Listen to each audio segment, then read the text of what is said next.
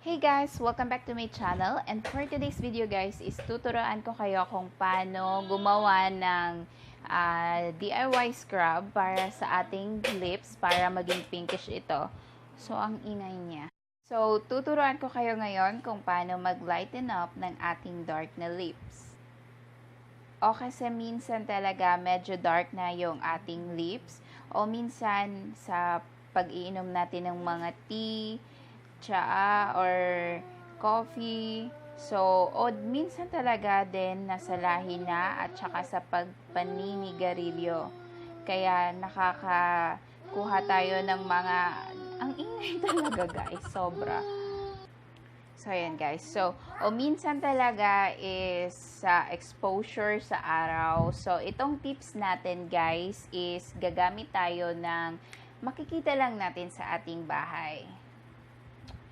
Example, katulad ng calamansi o lemon. So, magsa-start na tayo guys. Okay, ipapakita ko sa inyo kung paano gumawa ng DIY scrub gamit yung lemon, tsaka, or lemon pwede din, and then yung calamansi is pwede din. So, let's get started guys. Example, meron kayong calamansi o lemon sa inyong refrigerator. Pigain lamang itong calamansi at pwede din yung lemon.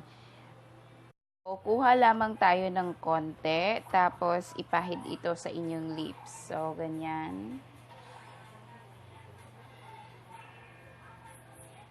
Yan, pahid lang natin.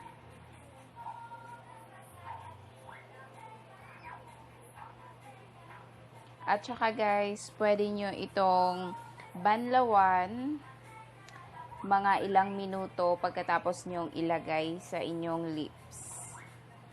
At syempre, pwede nyo din itong gawin tuwing gabi, pero dapat banlawan nyo bago kayo matulog. So, ganito yung paggamit ng ating scrub guys. So, kuha lamang tayo ng ginawa nating scrub.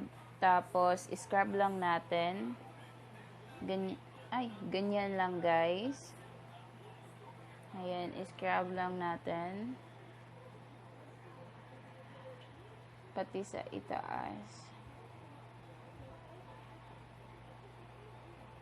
Yan, scrub lang natin ng scrub, guys.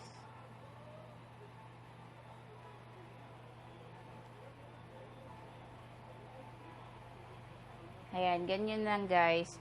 Tapos, pwede nyo itong pahiran o banlawan guys. So, pwede nyo pahiran, pwede nyo din banlawan mga ilang minuto. O kaya nga sabi ko, pwede nyo din gawin ito tuwing gabi. So, ganito lang guys, kung paano mag-lighten up ng ating dark na lips.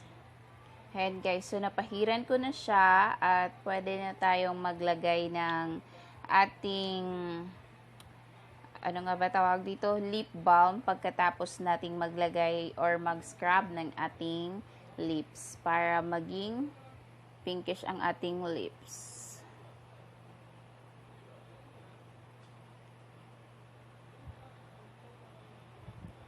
Ayan.